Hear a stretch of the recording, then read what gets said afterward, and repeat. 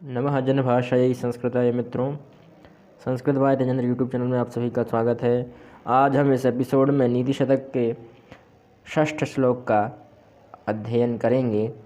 यह श्लोक पृथ्वी छंद में है। पृथ्वी छंद हम पढ़ चुके हैं, पिछले एपिसोड में हम पृथ्वी छंद पर चर्चा कर चुके हैं। पृथ्वी छंद का लक्षण होता है जसौ जसयला वसु ग्रह यतिष्ठ पृथ्वी गुरु। वसु अर्थात 8 और ग्रह अर्थात 8 और 9 अक्षरों पर यति दी जाती है। हम पहले इसको गा लेते हैं, फिर हम इसका अध्ययन करते हैं।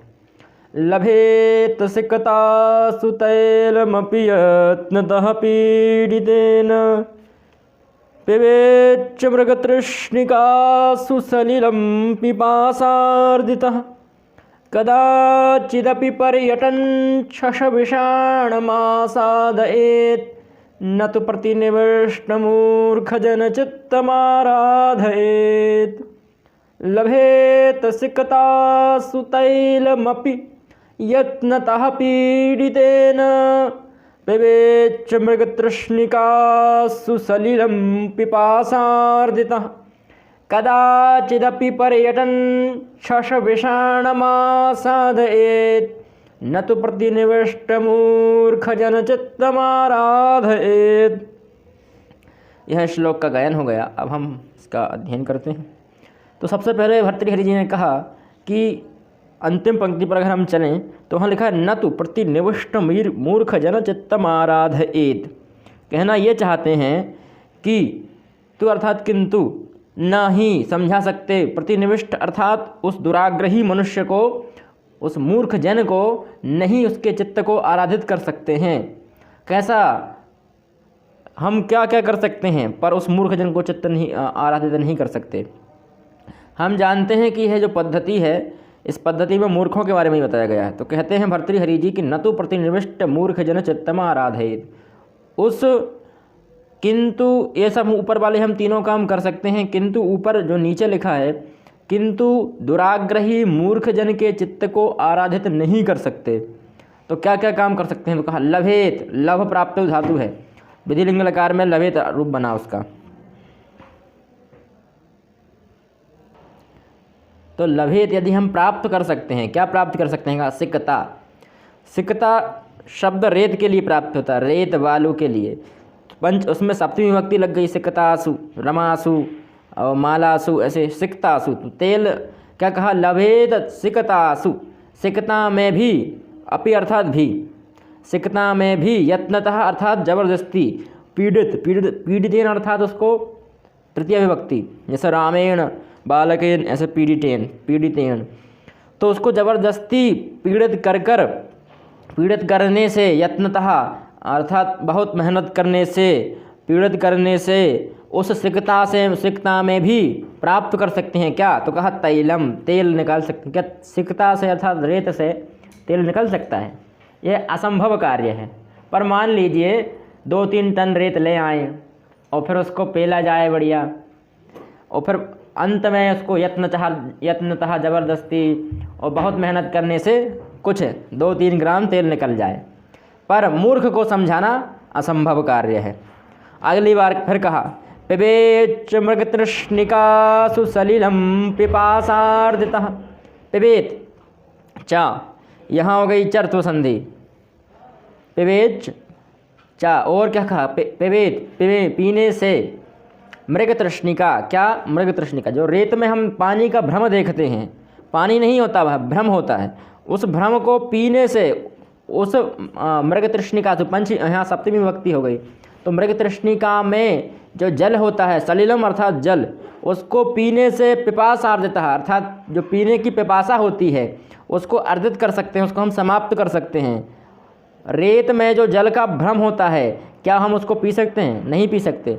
पर मान लीजिए कि कोई मनुष्य उसको भी पीकर अपनी पिपासा, जो पीने की इच्छा होती है, वह पिपासा को शांत कर सकता है। पर क्या नहीं कर सकते? मूर्ख को नहीं समझा सकते, दुराग्रही मनुष्य के चित्त को नहीं समझा सकते।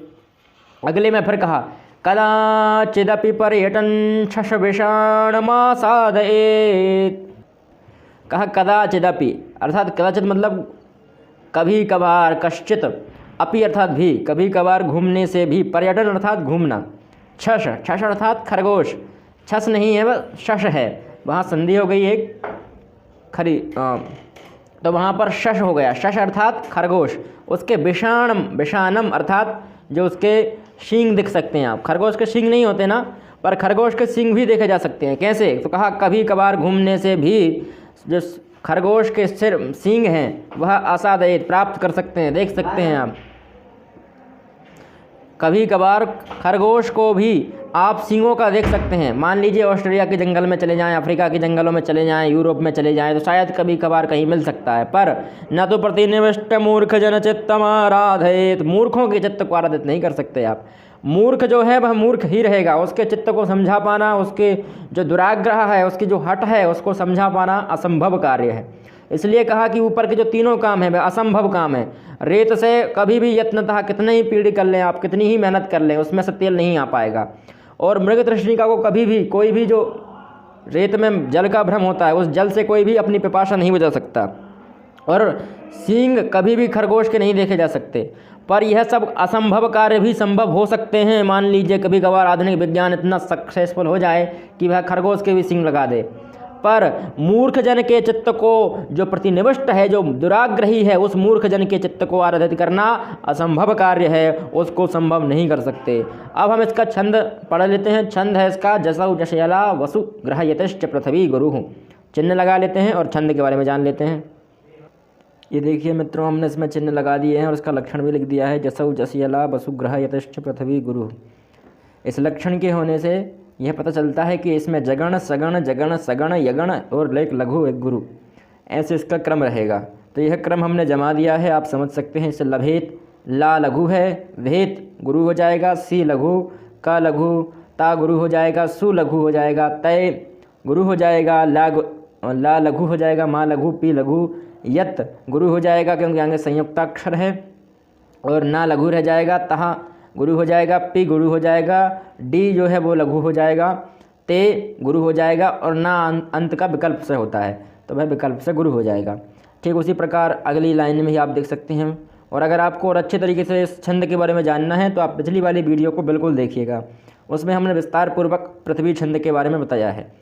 आगे की हम कुछ पंक्तियाँ आप समझ जाइए आप। जैसे पेवेच में पी लघु हो जाएगा, बे और चार आगे संयोग है, संयुक्ताक्षर है, तो वहाँ बेच जो हो जाएगा वह गुरु हो जाएगा, और बे खुद भी एक गुरु है।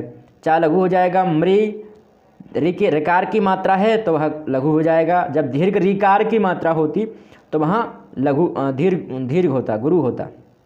गा भी लघु हो जाएगा, त्रि भी लघु रहेगा, नहीं त्रि गुरु हो जाएगा क्योंकि संयुक्ताक्षर है, वो मूर्धन्य शकार है, तो त्रिश हो जाएगा, त्रिश गुरु हो जाएगा। फिर नी जो अणी है वह लघु हो जाएगा, का गुरु, सु लघु, सा लघु, ली लघु, लम गुरु। फिर पी लघु, पा गुरु, सा गुरु, सार गुरु हो जाएगा, दी लघु और ताह गुरु हो जाएगा। ठीक, आप लोग समझ गए होंगे। नीचे की दो पंक्तियाँ भी ठीक उसी प्रकार से हैं। अगली वीडियो में हम पुनः मिलते हैं, तब तक के लिए नमः जन भाषाई संस्कृताय, जयतु भारतम जयतु संस्कृतम।